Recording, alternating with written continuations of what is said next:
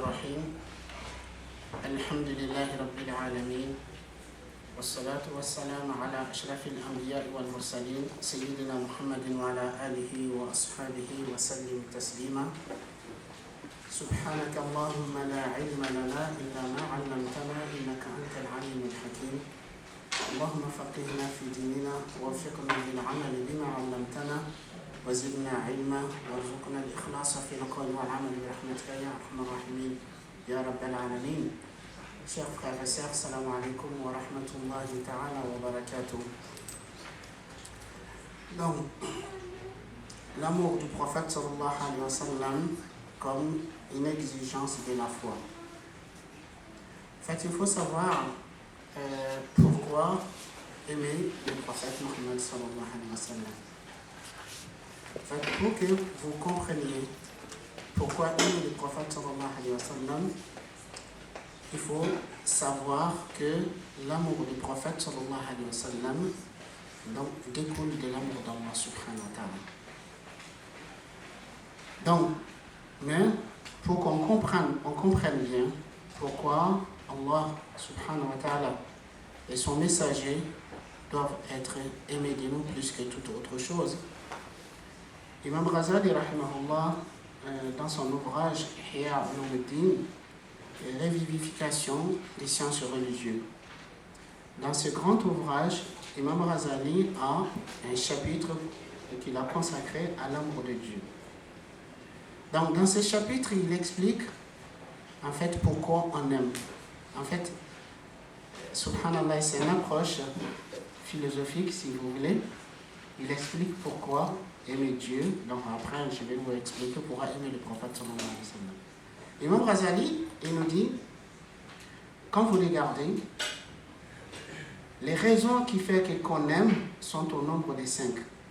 C'est-à-dire, si vous sentez dans votre cœur que vous aimez quelqu'un ou que vous aimez quelque chose, si vous cherchez à comprendre pourquoi vous aimez un tel ou bien pourquoi vous aimez telle chose, il dit les raisons qui font qu'on aime sont au nombre de 5.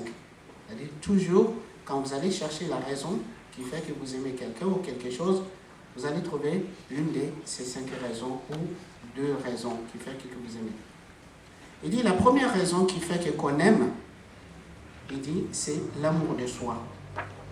C'est-à-dire très souvent on peut aimer quelque chose, on peut aimer quelqu'un, mais à la base de cet amour, c'est-à-dire on est motivé dans cet amour par l'amour de soi. Il dit tout homme s'aime. Tout homme aime son bonheur, aime son bien-être, aime son existence, aime sa perfection. Donc, en fait, toute chose ou toute personne qui nous procure le bonheur, le bien-être, la perfection est aimée de nous. Donc, en fait, quand vous regardez, des fois, il y a des choses que vous aimez dans la vie, mais quand on vous pose la question, mais pourquoi vous aimez telle et telle personne, pourquoi vous aimez telle chose, peut-être vous serez incapable de dire pourquoi vous aimez.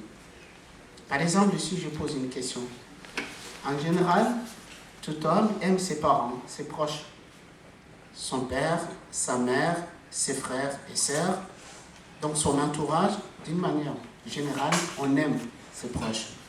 Ou bien par exemple un homme qui est marié, qui aime sa femme, et la femme qui est mariée, qui aime son mari.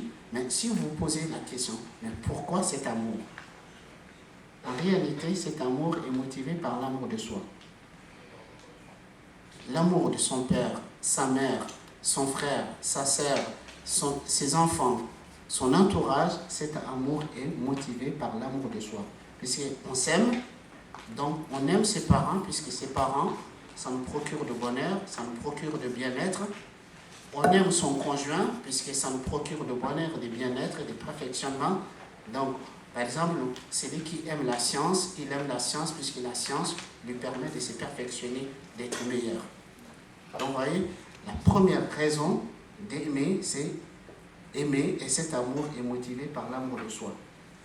Donc, Ghazali nous dit, si on aime son bien-être, on aime sa vie, on aime sa perfection, on aime son existence, il dit, si on se rend compte que notre existence, notre vie, notre bonheur, notre bien-être, notre perfection ne dépend que d'Allah subhanahu wa ta'ala, donc on doit forcément aimer Allah subhanahu wa ta'ala. C'est Allah qui nous donne la vie, qui nous rend heureux, qui nous perfectionne, qui nous accorde tout ce dont on a besoin pour exister. Donc si on aime, on peut aimer, et que cet amour soit motivé par l'amour de soi, on doit aimer Allah subhanahu wa ta'ala. La deuxième raison qui fait qu'on aime, on aime le bienfaiteur pour ce bienfait. C'est-à-dire celui qui nous fait du bien, il est aimé de nous. Jadis, les Arabes disaient, le cœur est soumis à son bienfaiteur. C'est-à-dire si dans votre entourage, il y a quelqu'un qui ne cesse de vous prouver sa bienveillance à votre égard, qui ne cesse de vous combler de ses grâces et ses faveurs, qui ne cesse de vous rendre service, vous allez forcément aimer telle personne. Donc on aime son bienfaiteur. Il dit, si on aime son bienfaiteur, Allah subhanahu wa ta'ala doit être aimé de nous, car il est le bienfaiteur par excellence. Toute personne ou toute chose par le biais duquel on parvient à obtenir un bienfait, en réalité, le vrai auteur de ce bienfait, c'est Allah subhanahu wa ta'ala. Mais Allah s'en sert de ces canaux pour nous faire parvenir ses faveurs et ses grâces et ses bienfaits. Allah subhanahu wa ta'ala, il nous dit dans le Coran, وَمَا بِكُم مِّن نِعْمَةٍ فَمِنَ اللَّهِ. Quoi que vous avez comme bienfait, ça ne vient que d'Allah subhanahu wa ta'ala. Donc si on aime son bienfaiteur, on doit aimer Allah, car il est le vrai bienfaiteur à notre égard, il est l'auteur de tous les bienfaits.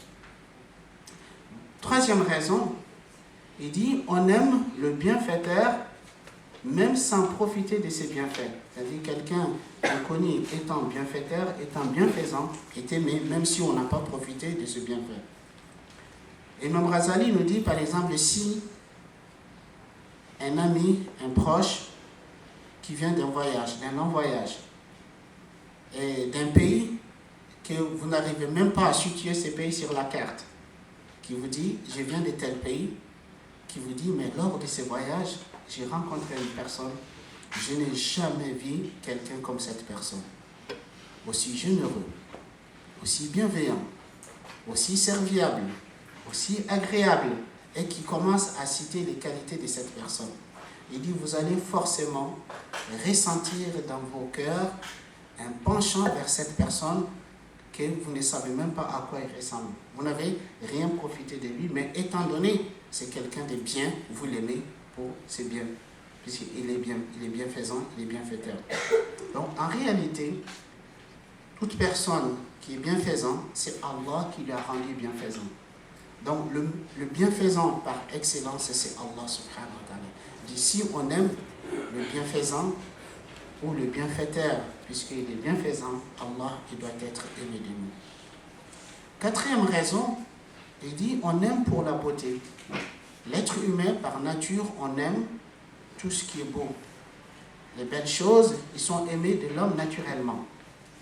Donc il dit si on peut aimer, c'est-à-dire vous pouvez aimer quelqu'un pour sa beauté, que ça soit physique ou morale, vous pouvez aimer quelque chose pour sa beauté. Il dit si on peut aimer et que cet amour soit motivé par la beauté, Allah subhanahu wa ta'ala il doit être aimé de nous. Car Allah subhanahu wa ta'ala, il est la plus belle de toutes choses. C'est le créateur de la beauté. Toute chose qui est belle, c'est Allah qui lui a donné la beauté. Le prophète sallallahu alayhi wa sallam il nous dit Inna Allah jamilun yuhibbul jamal. Allah est beau, il aime la beauté. Allah est beau en son essence. Allah est beau en ses actes. Car rien n'émane d'Allah que ce qui est beau. Allah est beau en ses noms et en ses attributs. Allah subhanahu wa ta'ala nous dit Walillahi al-asma'ul husna fad'uhu biha. À Allah appartient le nom le plus beau. Donc Allah subhanahu wa ta'ala, il est la plus belle de toutes choses. Donc si on peut aimer par la beauté, Allah subhanahu wa ta'ala doit être aimé de nous. Cinquième raison, il dit on aime par affinité. C'est-à-dire, lorsqu'il y a une affinité qui se crée entre vous et quelque chose ou quelqu'un, vous finirez par aimer. Donc, c'est pour cette raison, par exemple, vous pouvez trouver des gens qui sont du même corps de métier, des gens qui sont qui travaillent dans la même boîte, ou bien des gens qui sont dans le même quartier, dans le même village. Ils s'aiment par affinité. Donc, il dit, si on peut aimer par affinité, Allah subhanahu wa ta'ala, il doit être aimé de ses serviteurs croyants. Car étant donné les serviteurs croyants font l'effort d'adorer Allah subhanahu wa ta'ala, font effort d'acquérir les qualités d'Allah subhanahu wa ta'ala, il ne faut pas entendre par là qu'on fait effort de ressembler à Allah. Rien ne lui ressemble. Allah subhanahu wa ta'ala, il nous dit laysa kamithlihi shay. Rien n'est identique à lui. Lam yalid wa lam yulad wa lam yakul lahu kufuwan ahad. Il n'a point été engendré, il n'a pas engendré, et nul est égal à lui. Donc, mais le fait que Allah il est généreux, il aime de ses serviteurs qu'on soit généreux. Allah il est pardonneur, il aime de ses serviteurs qu'on soit pardonneur. Allah il est miséricordieux, il aime de ses serviteurs qu'on soit miséricordieux. Donc le croyant qui s'efforce à acquérir les qualités d'Allah subhanahu wa ta'ala, à se soumettre à Allah, il y a une affinité qui s'est créée entre lui et Dieu. Donc par là, on finit par aimer Dieu. Il dit, quand vous regardez toute chose que vous aimez dans la vie, il se peut que vous l'aimez pour une ou deux raisons, mais l'ensemble des 5 raisons, nul ne les possède à la fois à part Dieu. Donc il dit, c'est pour cette raison, Dieu doit être aimé de nous plus que toute autre chose. C'est-à-dire, si on peut aimer pour une raison, 2 raisons, 3 raisons, celui qui a 5 raisons, il doit être plus aimé. Donc, ainsi, comment dirais-je, il dit qu'Allah subhanahu wa ta'ala, il doit être aimé de nous. Et l'amour d'Allah subhanahu wa ta'ala est l'une des conditions essentielles pour la réalisation de la foi, pour la réalisation de l'adoration, qui est la finalité de la création de l'homme. Allah subhanahu wa ta'ala dit وَمَا خَلَقْتُ الْجِنَّ وَالْإِنسَ إِلَّا لِيَعْبُدُونَ. Je n'ai créé les djinns et les humains que pour qu'ils m'adorent. Allah nous a créés pour son adoration. L'adoration est basée sur 2 piliers. Le premier pilier de l'adoration, c'est l'amour sans limite. Donc, le mot adorer, c'est quand vous regardez le mot adorer, qu'est-ce que ça signifie le mot adorer? Adorer, ça veut dire aimer d'un amour sans limite. Aimer d'un amour sans limite. D'ailleurs, même c'est pour cette raison, il ne convient pas à un musulman ou à une musulmane de dire j'adore telle chose. Par exemple, comme souvent, il y a des gens qui disent j'adore le chocolat. Non, un musulman, il n'adore pas le chocolat. Il n'adore qu'Allah subhanahu wa ta'ala. Il peut dire j'aime bien le chocolat, mais il ne faut pas dire j'adore le chocolat. On ne doit adorer qu'Allah subhanahu wa ta'ala. Donc, adorer, ça veut dire aimer d'un amour sans limite. Et cet amour doit être exclusivement voué à Allah subhanahu wa ta'ala. Donc ça, c'est la première condition de l'adoration. Deuxième condition de l'adoration, c'est une soumission sans condition. C'est soumettre à Allah subhanahu wa ta'ala, mais d'une soumission sans condition. C'est par là qu'on réalise son statut d'adorateur de Dieu. Ibn Taymiyyah, rahimahullah, il dit celui qui prétend aimer Allah, celui qui prétend aimer Dieu sans se soumettre à lui est un hérétique, c'est-à-dire est un égaré. Celui qui prétend aimer Dieu mais sans se soumettre à lui est un égaré. Il dit celui qui se soumet à Dieu sans l'aimer est un hypocrite. Et le vrai adorateur de Dieu, c'est celui qui aime Dieu et qui se soumet à Dieu. Donc, vous voyez, on ne peut pas réaliser son statut d'adorateur de Dieu sans aimer Dieu.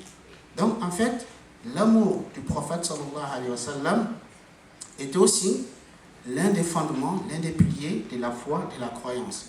On ne pourrait pas être un croyant parfait tant qu'on n'aimera pas Dieu et son messager.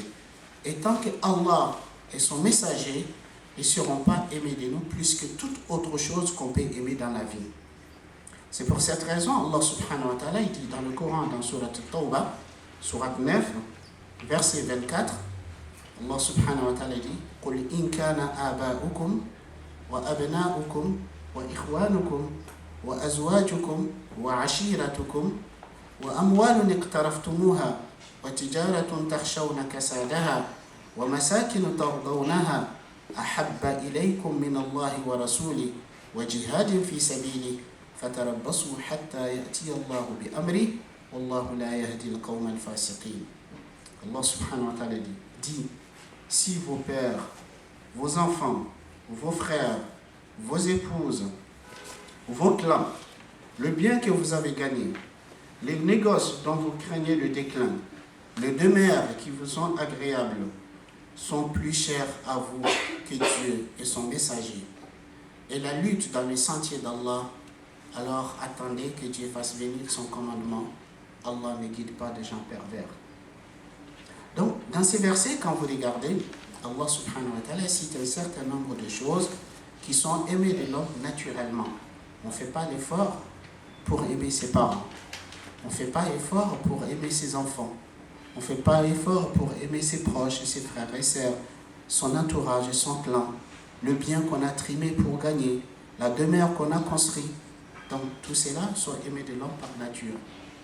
Dieu dit, si tous ceux-là sont plus chers à vous, c'est-à-dire sont plus aimés de vous que Allah et son messager et la lutte dans les sentiers d'Allah, alors attendez que Allah fasse venir son commandement. C'est une menace terrible. Allah ne guide pas des gens pervers. C'est-à-dire des gens qui ont dans leur vie des choses, que ce soit leurs parents, leurs proches, leurs conjoints, leurs biens, leurs demeures, qui sont plus chers à eux que Allah et son messager. Allah il dit ces gens sont des gens pervers. Donc ça veut dire on ne sera un véritable croyant qu'à partir du moment où Allah et son messager seront plus aimés de nous plus que toute autre chose. C'est pour cette raison le prophète sallallahu alayhi wa sallam il dit dans un hadith rapporté par l'imam al-Bukhari d'après Abu Huraira que Allah l'agrée, le prophète sallallahu alayhi wa sallam a dit par celui qui détient mon âme dans sa main, aucun d'entre vous ne sera un véritable croyant tant que je ne serai pas plus aimé de lui que son père et son fils. Et dans une autre version, rapportée par Bukhari Muslim, il dit aucun d'entre vous ne sera un véritable croyant tant que je ne serai pas plus aimé de lui que son fils et son père et tous les gens. Et tous les gens. Le prophète sallallahu alayhi wa sallam, quand il dit ces hadiths, un jour, le prophète, il était avec Omar ibn al-Khattab, il tenait Omar par la main. Omar, il dit au messager de Dieu, par Dieu, je t'aime plus que toute autre chose. Je t'aime plus que mon fils, plus que mon père, et plus que mes biens, plus que toute autre chose. Sauf, je ne t'aime pas plus que ma propre personne. Le prophète sallallahu alayhi wa sallam dit, là, ya Omar, non Omar, non Omar, jusqu'à ce que je sois plus aimé de toi, plus que ta propre personne.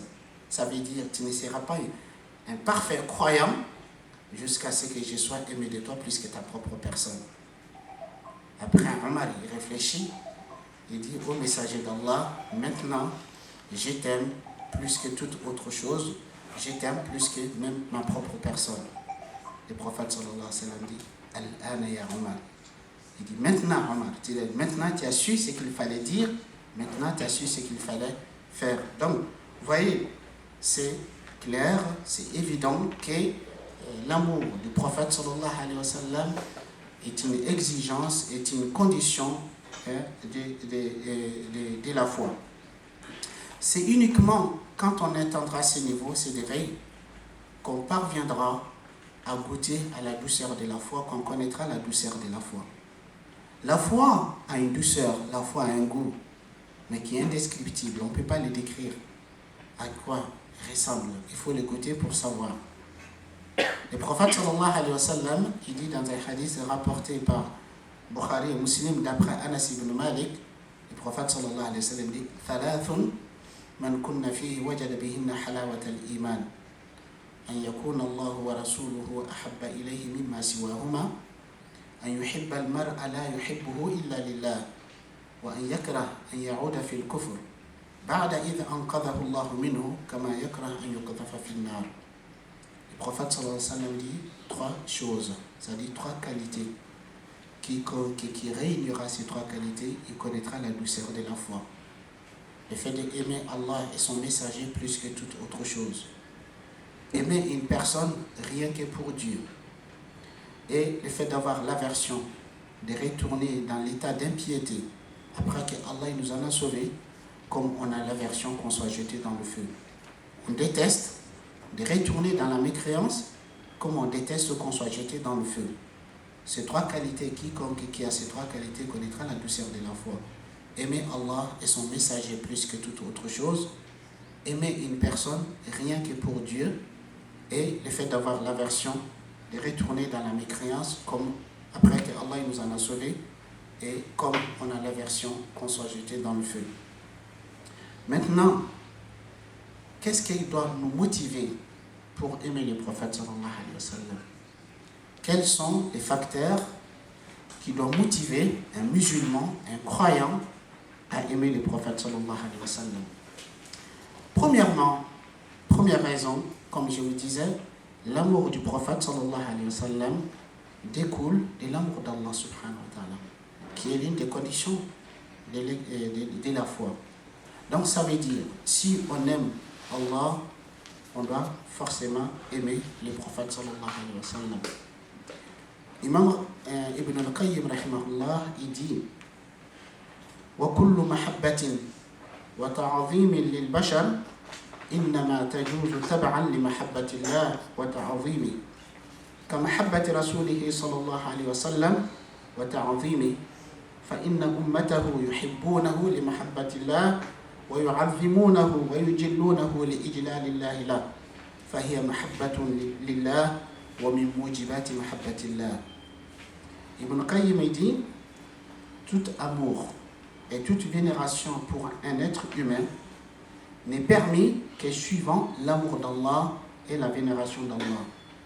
Il dit comme l'amour de son messager et le fait de le vénérer.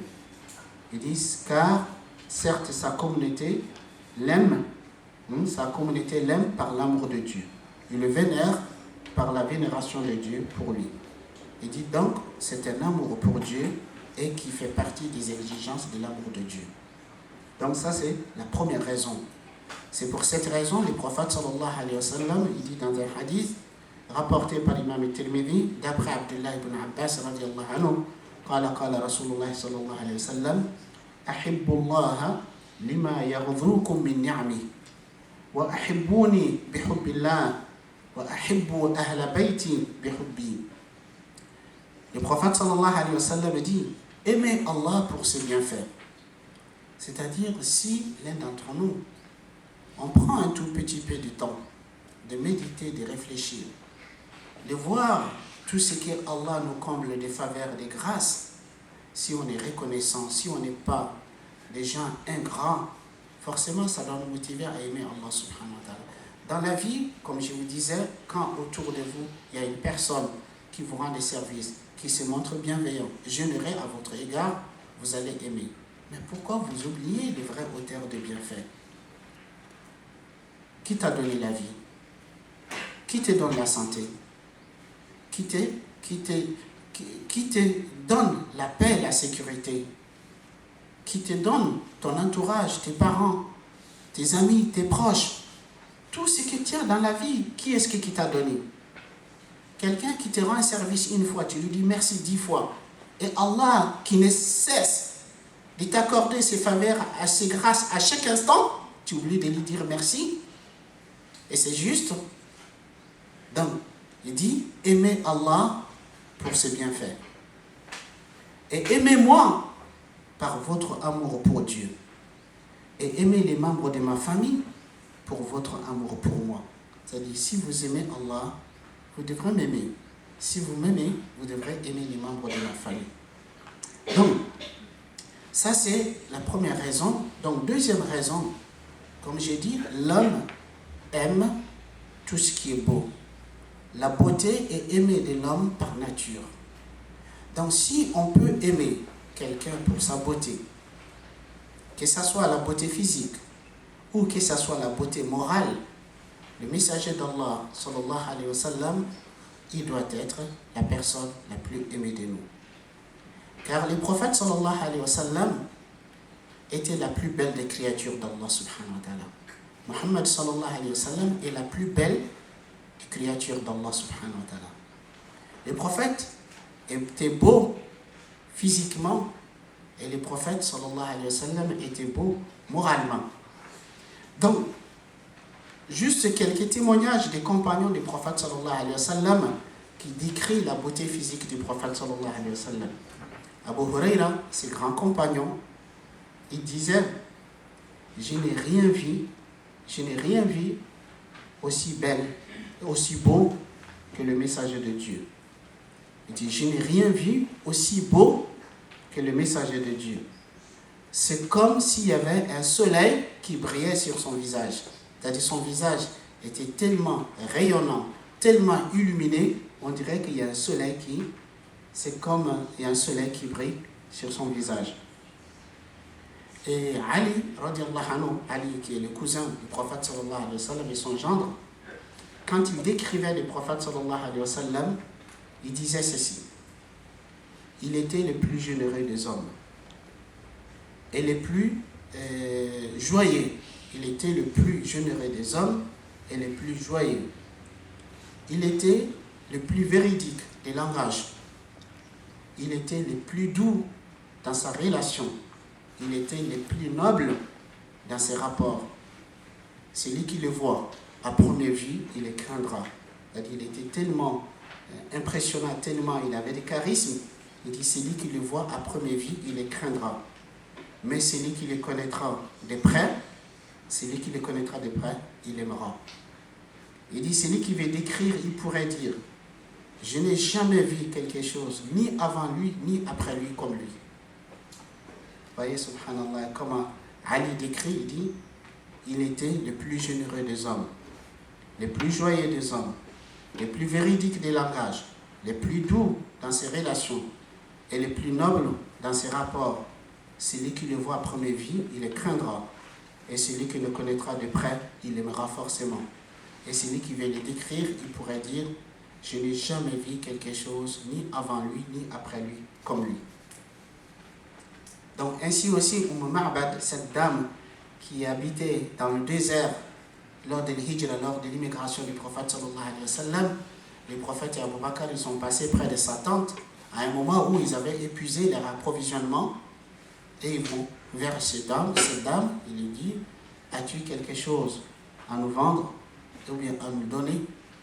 Elle leur dit: si j'avais quelque chose, vous ne serez pas dans le besoin de me le demander. C'est-à-dire, je vous l'offrirai sans que vous me le demandiez. Et il y avait une vieille brebis près de la tente qui était tellement maigre, fatiguée, ne pouvait même plus aller au pâturage. Et le prophète, il lui dit: tu nous autorises à traire cette brebis? Elle dit: ça fait très longtemps cette brebis ne donne plus de lait. Le prophète, il lui dit: si tu nous autorises. Elle dit: allez-y et apporte-nous un récipient. Elle apporte un récipient, le prophète sallallahu alayhi wa sallam, il dit bismillah, il touche le mamel, il fait dua et ça se remplit de lait. Il traite, il remplit les récipients de lait, il donne à la dame, elle boit, il donne à leur guide, il boit, il donne à Abu Bakr et les autres. Ensuite, il finit par boire lui-même. Ensuite, il traite encore une deuxième fois, il remplit et laisse le lait auprès de la dame et ils s'en vont. Quand le mari de la dame arrive, il lui dit: mais quand je t'ai quitté, tu n'avais rien. D'où vient ce lait? Il dit: il y a un homme qui est passé par là, ça doit être un homme béni. Ça doit être forcément le prophète qui est recherché par les Mécois. Si ce n'est pas le prophète, si c'est un magicien, alors il doit être le plus grand magicien du monde. Et son mari lui dit: mais décris-le comment il est. Il dit: il est le plus beau des hommes, de loin. De loin, il est le plus beau des hommes. Et de près, il est le plus agréable. Il est le plus beau de loin et le plus agréable de près. Donc, vous voyez, le prophète sallallahu alayhi wa sallam était beau physiquement. Et aussi, le prophète sallallahu alayhi wa sallam était beau moralement. Il suffit pour la beauté morale du prophète sallallahu alayhi wa sallam qu'Allah qui en témoigne. Car Allah subhanahu wa ta'ala, quand il fait éloge au prophète sallallahu alayhi wa sallam dans le Coran, Allah lui fait éloge par la beauté morale du prophète sallallahu alayhi wa sallam. Allah lui dit: wa innaka la'ala khuluqin azim. Allah dit: tu es certes d'une moralité imminente. Tu es certes d'une moralité imminente. Donc, le prophète sallallahu alayhi wa sallam était le meilleur des hommes en caractère. Anas ibn Malik radiyallahu anhu, il dit, le prophète sallallahu alayhi wa sallam était le meilleur des hommes en caractère. Était le meilleur des hommes en caractère. Anas radiyallahu anhu dit, j'ai servi le prophète sallallahu alayhi wa sallam pendant 10 ans. Pendant 10 ans, j'étais au service du prophète sallallahu alayhi wa sallam. Il ne m'a jamais dit un jour fi. C'est-à-dire, il ne m'a jamais fait montrer son indignation. Il ne m'a jamais dit de quelque chose que j'ai fait, pourquoi as-tu fait ça? Ou quelque chose que je n'ai pas fait, pourquoi n'as-tu pas fait ça? Vous imaginez 10 ans, ce n'est pas 10 jours, ni 10 heures. 10 années, il dit, il ne m'a jamais dit fi, il ne m'a jamais reproché quoi que ce soit. Je demanderai à ceux qui ont des enfants ici, qui parmi vous, qui peut passer une journée, je dis une journée, sans rien reprocher à ses enfants, qui lève la main, j'aimerais bien savoir. Est-ce qu'il y en a parmi nous ici, qui ne passe pas une journée sans rien reprocher à ses enfants? Masha'Allah. Donc tu vas me donner la recette. Quand je ne suis pas à la maison. Donc vous voyez, le prophète sallallahu alayhi wa sallam, Anas, il dit, 10 années j'étais au service du prophète, il ne m'a jamais reproché quoi que ce soit. Réellement, si je m'arrête pour vous donner des exemples de la beauté morale du prophète sallallahu alayhi wa sallam, j'épuiserai le temps. Peut-être, Inch'Allah, on aura d'autres occasions pour en parler, mais vraiment, le prophète sallallahu alayhi wa sallam, il était le modèle et l'exemple en tout. C'est-à-dire, il était indulgent. C'est-à-dire quelqu'un qui ne se mettait jamais en colère pour sa personne. Il était pardonneur, c'est-à-dire ses agresseurs, ceux qui nous font du mal, quand il a plein pouvoir de les sanctionner, il est pardonné. Il était généreux et d'une générosité sans pareil. Il n'a jamais dit non à quelque chose qu'on lui demande. Jamais. Donc, le prophète sallallahu alayhi wa sallam était beau moralement. Donc, si on peut aimer quelqu'un pour sa beauté morale, le prophète sallallahu alayhi wa sallam, il doit être celui qui doit être plus aimé de nous. Autre raison, troisième raison, on aime son bienfaiteur. Celui qui nous fait du bien, on l'aime. Comme je vous disais, le meilleur des bienfaiteurs à notre égard, après Allah subhanahu wa ta'ala, c'est le prophète sallallahu alayhi wa sallam. Car c'est grâce à lui que nous avons connu Allah subhanahu wa ta'ala. C'est grâce à lui que nous avons connu la foi. Car le meilleur des bienfaits d'Allah subhanahu wa ta'ala, c'est la foi. C'est l'islam, c'est la religion. C'est pour cela Allah le considère comme le comble de ses faveurs et ses grâces. Le jour où Allah il n'a pas rachevé l'islam, Allah dit Al-yawma akmaltu lakum dinakum wa atmamtu alaykum ni'mati. Atmamtu alaykum ni'mati wa raditu lakum l'islam dina. Allah subhanahu wa ta'ala dit aujourd'hui, je n'ai pas rachevé pour vous votre religion et je vous ai comblé de mes bienfaits. Les combles des bienfaits d'Allah, c'est la religion. C'est-à-dire, c'est très rare que ça nous arrive, l'un d'entre nous, de prendre du temps, de réfléchir, de dire Ya Allah, combien tu m'as gratifié, combien tu m'as comblé de tes faveurs, tes grâces. Vous regardez aujourd'hui, il y a combien de milliards? Il y a 7 milliards d'humains sur Terre. Il y a combien parmi ces 7 milliards qui ont vraiment la vraie foi, qui sont des vrais croyants, qui suivent le droit chemin, qui sont soumis à Allah subhanahu wa ta'ala. Si réellement tu te trouves parmi ces gens que Allah a élus, tu devrais avoir un sentiment d'être comblé de grâce et de faveur d'Allah subhanahu wa ta'ala. Donc, cette grâce et cette faveur qui est la foi, qui est l'islam, nous est parvenue par le biais de Muhammad sallallahu alayhi wa sallam. C'est lui qui a été choisi et envoyé à nous comme une miséricorde de la part d'Allah. Allah subhanahu wa ta'ala dit « Wa ma arsalnaka illa rahmatan lil alamin » Nous ne t'avons envoyé qu'afin que tu sois une miséricorde pour le monde. Et le prophète sallallahu alayhi wa sallam lui-même disait « Innama ana rahmatul muhda » Il dit « Moi je ne suis qu'une miséricorde offerte par Allah. » C'est-à-dire c'est le cadeau d'Allah pour nous. Donc, si on aime son bienfaiteur, le prophète sallallahu alayhi wa sallam, il doit être aimé de nous puisqu'il est le plus grand des bienfaiteurs à notre égard après Allah subhanahu wa ta'ala. Donc, quatrième raison, on doit aimer les prophètes sallallahu alayhi wa sallam pour son amour pour nous. Les prophètes nous a aimés, les prophètes a aimé sa communauté. Les prophètes sallallahu alayhi wa sallam étaient miséricordieux envers sa communauté. Il était compatissant envers sa communauté. C'est Allah qui en témoigne de son amour, de sa compassion et de sa miséricorde envers sa communauté. Allah subhanahu wa ta'ala, il dit dans le Coran, dans Surat Tawbah, Surat 9 toujours, verset 128, لَقَدْ جَاءَكُمْ رَسُولٌ مِّنْ أَنفُسِكُمْ عَزِيزٌ عَلَيْهِ مَا عَنِتُّمْ حَرِيصٌ عَلَيْكُمْ بِالْمُؤْمِنِينَ رَءُوفٌ رَحِيمٌ.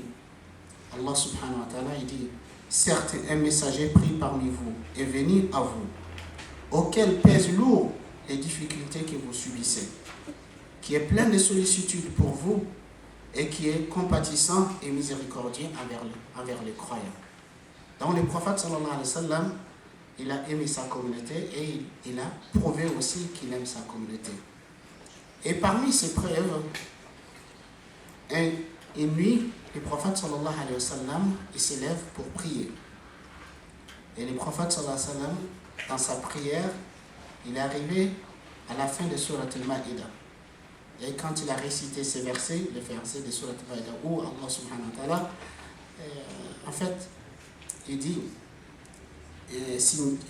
en fait, ces versets, ça nous parle de l'une des scènes des jours du jugement dernier. C'est-à-dire les événements, les scènes qui vont se passer les jours du jugement dernier. Allah il dira à Jésus, fils de Marie, et c'est toi qui as dit à ton peuple, prenez-moi et ma mère pour des divinités en dehors d'Allah. Jésus va dire, je ne leur ai dit que ce que tu m'as ordonné de leur dire, adorez Allah, mon Seigneur et les vôtres. Quand j'étais parmi eux, j'étais témoin. Mais quand tu m'as élevé dans le ciel, c'est toi qui l'as observé. Et ensuite, à la fin de ces versets, il dit, si tu les châties, ils sont tes serviteurs. Et si tu leur pardonnes, tu es le puissant et le sage. Quand le prophète a récité ces versets, il s'est mis à pleurer. Il disait Ummati, Ummati. En fait, le prophète sallallahu alayhi wa sallam, en ce moment, il imaginait cette scène où Jésus, qui défendait sa communauté, qui dit devant Dieu, je ne leur ai dit que ce que tu m'as dit de leur dire, adorez Allah, mon Seigneur et les vôtres. Ensuite, il dit, si tu les châties, ce sont tes serviteurs. Si tu leur pardonnes, tu es le puissant et sage. Le prophète, il s'est mis à pleurer. Et Allah subhanahu wa ta'ala envoie Jibril pour lui demander pourquoi pleure-t-il. Certes, Allah il le sait mieux que qui que ce soit. Jibril il vient au prophète sallallahu alayhi wa sallam et dit, oh Muhammad, ton Seigneur te demande pourquoi tu pleures. Il dit, Ummati, Ummati, je pleure pour ma communauté, pour ma communauté. Et Allah subhanahu wa ta'ala dit à Jibril, dis-lui que nous allons te satisfaire au tout sujet de ta communauté et nous ne te ferons rien de mal au sujet de ta communauté. Donc vous voyez, le prophète sallallahu alayhi wa sallam, il pleure par pitié pour sa communauté. Et encore une autre preuve, le prophète sallallahu alayhi wa sallam nous dit dans un hadith rapporté par Bukhari, il dit, Dieu a promis à chaque prophète une invocation exaucée. Dieu a promis à chaque prophète une invocation exaucée. Tous les prophètes, ils ont fait leur invocation, sauf moi. Je l'ai gardé pour ma communauté. C'est pas subhanallah. Moi, des fois, quand je lis ces hadiths, j'ai larmes aux yeux. Imaginez-vous. Imagine-toi, quand on te dit, Dieu t'a promis une invocation. Quoi que tu demandes à Allah, il t'accorderait ce que tu lui demanderas. Billah alaykum, à qui vous allez penser? Chacun va penser à sa propre personne. On me dit maintenant, on me dit, Dieu t'a promis une invocation. Ce que tu lui demandes, il l'accorderait.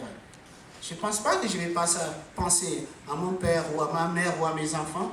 Même, je vais penser à ma propre personne. D'abord, peut-être, je penserai par la suite à mes proches. Mais regardez, le prophète sallallahu alayhi wa sallam dit, Dieu a promis à chaque prophète une invocation exaucée.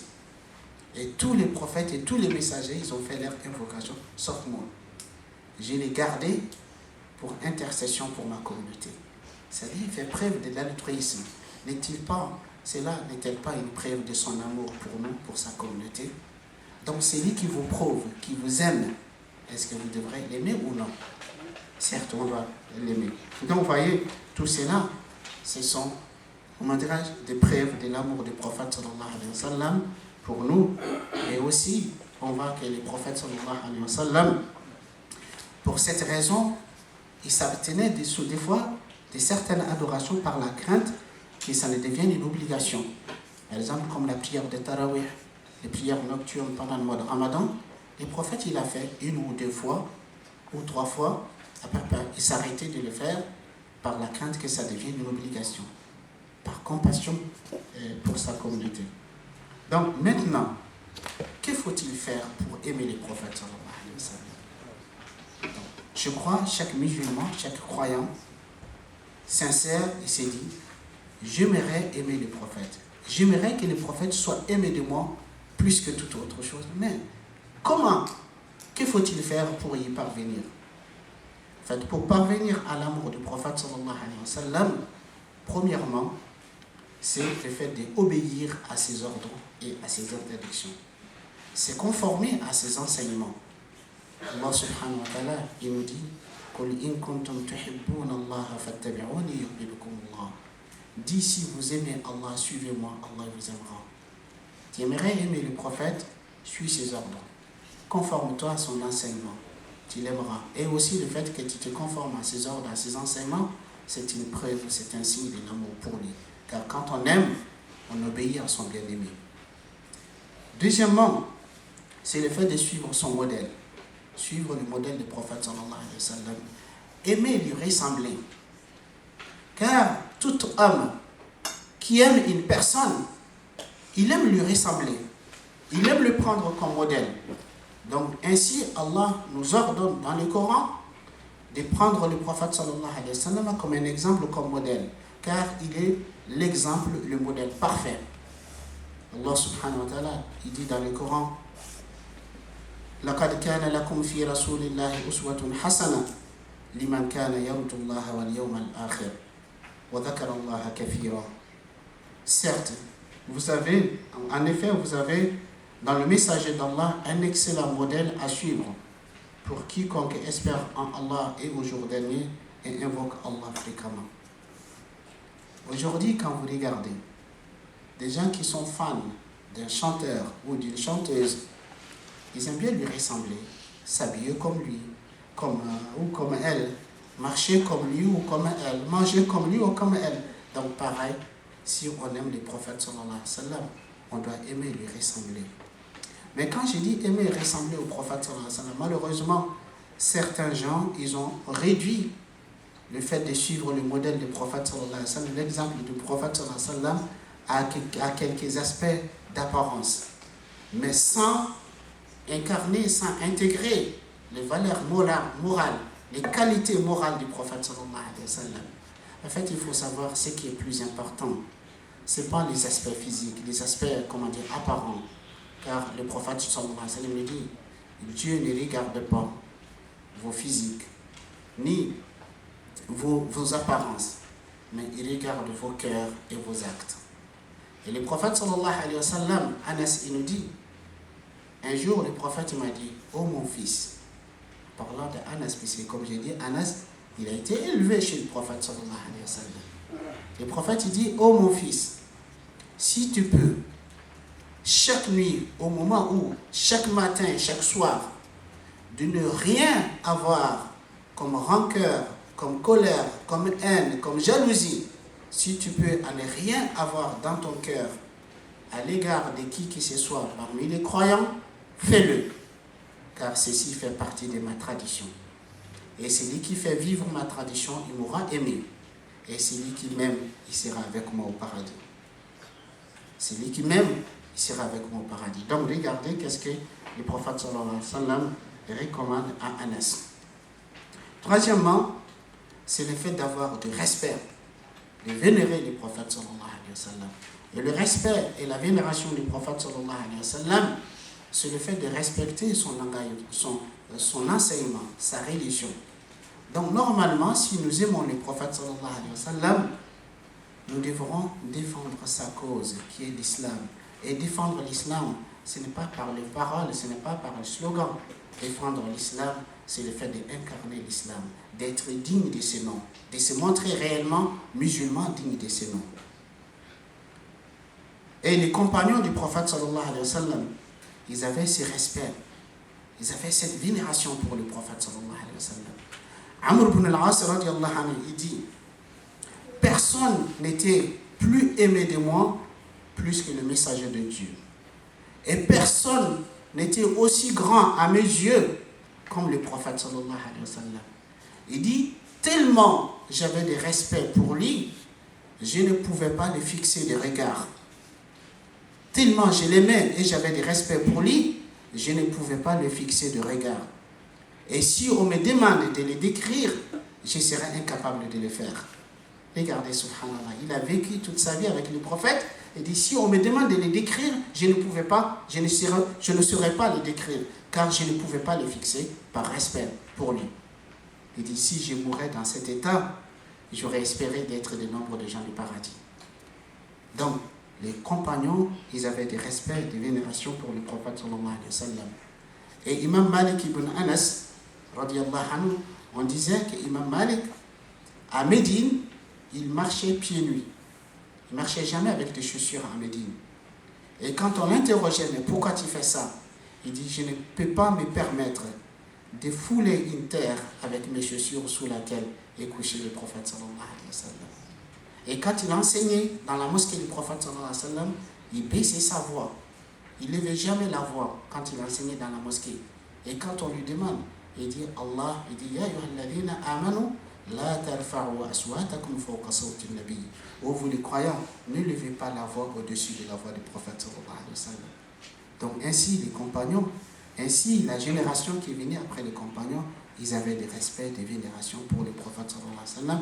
Donc ainsi aussi, chaque musulman, chaque croyant qui aime le prophète doit avoir des respects pour lui. Allah subhanahu wa ta'ala, il dit dans le Coran, dans Surat al-Fatih, Inna arsalnaka shahidan wa mubashiran wa nadhira. Inna arsalnaka shahidan wa mubashiran wa nadhira litu'minu billahi wa rasuli wa tu'azziruhu wa tuwaqqiruhu wa tusabbihuhu bukratan wa asila. Allah dit, nous t'avons envoyé en tant que témoin, annonciateur de bonnes nouvelles et avertisseur, pour que vous croyiez en Allah et en son messager, et que vous l'honoriez, que vous honoriez le prophète sallallahu alayhi wa sallam, et reconnaissez sa dignité, et le glorifier matin et soir, c'est-à-dire glorifier Allah matin et soir. Donc ainsi, on doit, avoir du respect pour le prophète sallallahu alayhi wa sallam. Et quatrième facteur qui nous procure l'amour du prophète sallallahu alayhi wa sallam, c'est le fait d'avoir un désir ardent de le rencontrer, de le voir. Car l'amoureux, le moment qu'il attend impatiemment, c'est le moment de la rencontre avec le bien-aimé. Si on aime le prophète sallallahu alayhi wa sallam, on doit aimer le rencontrer, on doit aimer être avec lui, on doit aimer le voir. Et les compagnons et tous les musulmans qui avaient l'amour du prophète à travers les siècles, ils ont tous cet amour, ce désir ardent de la rencontre du prophète sallallahu alayhi wa sallam. Et dernière chose, c'est le fait de prier beaucoup sur le prophète sallallahu alayhi wa sallam. Prier beaucoup sur le prophète, la prière sur le prophète nous procure son amour. Allah subhanahu wa ta'ala nous dit dans le Coran, Inna Allah wa malaikatahu yusalluna ala nabi, ya ayyuhalladhina amanu sallu alayhi wa sallimu taslima. Allah dit, certes, Allah et ses anges prient sur le prophète. Ô vous les croyants, priez sur lui et adressez-lui vos saluts. Surat al-Ahzab, le coalisé, 33, verset 56. Donc, ça, ce sont quelques facteurs, quelques éléments en faisant lequel ça nous permettra, Inch'Allah, d'aimer le prophète sallallahu alayhi wa sallam et de l'aimer plus que toute autre chose. Maintenant, quelques exemples par lesquels je vais terminer cette intervention, quelques exemples qui illustrent à quel point que les compagnons, ils aimaient le prophète sallallahu alayhi wa sallam. Le premier exemple, c'est l'exemple d'Abu Bakr radiyallahu anhu. En fait, réellement, il y a énormément d'exemples dans la vie d'Abu Bakr qui prouvent son amour pour le prophète sallallahu alayhi wa sallam. Mais je vais me contenter de citer un seul exemple pour ne pas abuser de vos temps. Abu Bakr radiallahu anhu, il disait, certes, la conversion d'Abu Talib, c'est-à-dire l'oncle du prophète sallallahu alayhi wa sallam, la conversion d'Abu Talib à l'islam était plus aimée de moi que la conversion d'Abu Quhafa, c'est-à-dire son propre père. Abu Bakr dit, j'aurais préféré que l'oncle du prophète, Abu Talib, se convertisse à l'islam plutôt que mon père. Pourquoi? Il dit, car je sais que la conversion d'Abu Talib à l'islam était plus aimée du prophète que la conversion d'Abu Quhafa. Et Omar ibn al-Khattab radiallahu anhu, lui aussi dit la même chose. Il dit, la conversion de l'Abbas, l'oncle du prophète, est plus aimée de moi que la conversion de l'Khattab, c'est-à-dire son propre père. Il dit, car je sais que le prophète aurait préféré aimer plus la conversion de l'Abbas que la conversion de l'Khattab. Un autre compagnon qui est Khalid ibn Ma'dan, sa fille Ubayda, elle rapporte et dit, Khalid, c'est-à-dire son père, ne se mettait jamais au lit avant d'exprimer son désir ardent de la rencontre du prophète sallallahu alayhi wa sallam et ses compagnons parmi les muhajirin, les immigrés et l'Ansar, les musulmans. Il dit, il est nommé. Il disait, ce sont eux mes origines, ce sont eux mes descendants, et mon cœur penche vers eux. Et combien le temps de mon désir de les rencontrer se prolonge. Ya Allah, fais vite que je puisse aller les joindre. Regardez, subhanallah, cet homme, chaque nuit, quand il venait de se mettre au lit, il exprimait ainsi son désir ardent de la rencontre des prophètes et ses compagnons. Il dit, combien le temps de mon désir de les rencontrer se prolonge. Ya Allah, fais vite que je puisse aller les joindre. Et un autre exemple, c'est l'exemple de cette dame parmi les femmes de Médine. À la fin de la bataille de Uhud, quand la bataille de Uhud, à la 3e année de l'Hégire, à la fin de la bataille, quand les gens revenaient du champ de bataille, elle venait se renseigner, s'informer sur le prophète sallallahu alayhi wa sallam. Quand elle rencontrait des gens, elle leur disait, comment va le prophète sallallahu alayhi wa sallam? On lui dit, le prophète il va bien. On lui annonce la mort de son père. Elle dit, inna lillahi wa inna ilayhi raji'un. Nous appartenons à Allah, c'est vers lui que nous retournons. Quand elle rencontre d'autres gens, comment va le prophète sallallahu alayhi wa sallam? On lui dit, le prophète il va bien. On lui annonce la mort de son frère. Pareil, inna lillahi wa inna ilayhi raji'un. Comment va le prophète? On lui dit, il va bien. On lui annonce la mort de son fils. Pareil, inna lillahi wa inna ilayhi raji'un. Comment va le prophète quand il rencontre d'autres groupes? On lui annonce la mort de son mari. C'est-à-dire, lors de cette bataille, son père, son frère, son fils, son mari sont tous décédés, sont tous morts, martyrs. Mais tout ça, elle dit, sa préoccupation, son souci, c'est le prophète. Comment va le prophète? On lui dit, il va bien. Elle dit, non, je vais le voir, montrez-le. On lui dit, tu vois cet homme qui est parmi les hommes, c'est le prophète sallallahu alayhi wa sallam. Quand elle voit le prophète sallallahu alayhi wa sallam, elle dit, ô messager d'Allah, tout malheur qui peut nous arriver, si toi tu es épargné, c'est minime, c'est rien. Regardez, subhanallah, quel amour qu'elle avait cette dame pour le prophète sallallahu alayhi wa sallam. Et le dernier exemple, c'est l'exemple de Thawbal, l'affranchi du prophète sallallahu alayhi wa sallam. C'est un esclave que le prophète il avait affranchi. Aïcha radiallahu anha, elle dit, ce hadith il est rapporté par Ibn Kathir dans son tafsir. Il dit, un jour le prophète sallallahu alayhi wa sallam, il a vu Thawban. Il a vu cet homme, il était triste. Il est pâle, comme quelqu'un qui est malade. Le prophète il dit, qu'as-tu Thawban? Je vois que tu es triste. Il dit, ô messager d'Allah, tellement je t'aime. Ça m'arrive des moments que je suis dans ma famille, avec ma femme et mes enfants. Et quand je pense à toi, je t'aime tellement, je ne peux pas patienter, à moins que je ne vienne te voir. pour apaiser mon cœur. Il faut que je vienne te voir. Il dit, mais j'ai pensé à la mort. Tu vas mourir un jour, tu vas être élevé au rang de prophète et messager. Et je vais mourir moi aussi un jour. Je ne sais pas où est-ce que je vais être. Je crains d'être privé, de ne plus être en mesure de te revoir. C'est ça qui me rend triste. Et Allah subhanahu wa ta'ala va révéler وَمَنْ يُطِعِ اللَّهَ وَالرَّسُولَ فَأُولَٰئِكَ مَعَ الَّذِينَ أَنْعَمَ اللَّهُ عَلَيْهِمْ مِنَ النَّبِيِّينَ وَالصِّدِّيقِينَ وَالشُّهَدَاءِ وَالصَّالِحِينَ وَحَسُنَ أُولَٰئِكَ رَفِيقًا.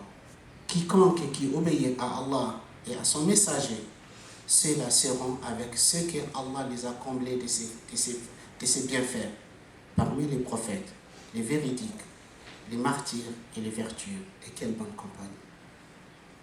Donc, le dernier point par lequel je terminerai cette intervention, c'est le mérite, la récompense d'aimer les prophètes sallallahu alayhi wa sallam. Quel est le mérite et quelle est la récompense du fait d'aimer les prophètes sallallahu alayhi wa sallam? Anas ibn Malik radiyallahu anhu, il dit, un jour nous étions auprès du prophète sallallahu alayhi wa sallam, un homme est venu, il dit au messager d'Allah, Mata sa'a, quand est-ce que l'heure viendra, quand est-ce que l'heure va sonner? Et le prophète sallallahu alayhi wa sallam, il dit à cet homme, qu'as-tu préparé pour ce moment? C'est-à-dire l'homme il vient pour interroger le prophète quand est-ce que l'heure va arriver, c'est-à-dire quand est-ce que la fin des temps va arriver. En fait, la réponse à cette question est inutile. C'est-à-dire, si l'un d'entre nous, on sait que dans 10 millions d'années, c'est la fin du temps, ça ne va nous servir quoi? Rien. Ça ne te servira rien. Ou bien si on te dit la fin des temps, c'est demain. Aussi pareil. Donc, mais ce qui est plus important, ce n'est pas de savoir quand est-ce que ça va arriver. Ça va arriver et toi, tu es dans quelles conditions, dans quel état, dans quelle situation, quel est ton rapport avec Dieu au moment où ta fin des temps va sonner. Le prophète il lui dit, qu'as-tu préparé pour ce moment? Il dit, pas grand-chose, pas beaucoup de prières, ni beaucoup de monde, ni beaucoup de jeûnes. Il dit, mais j'aime Allah et son messager. Je n'ai pas préparé beaucoup de choses, mais j'aime Allah et son messager. Le prophète sallallahu alayhi wa sallam dit, tu seras avec celui que tu aimes. Tu seras avec celui que tu aimes.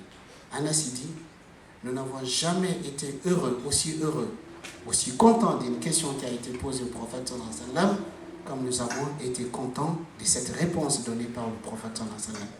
Il dit, quant à moi, j'aime Allah et son messager, j'aime Abu Bakr et Omar, et j'espère être avec eux. Donc si nous aimons le prophète sallallahu alayhi wa sallam, nous serons avec le prophète sallallahu alayhi wa sallam.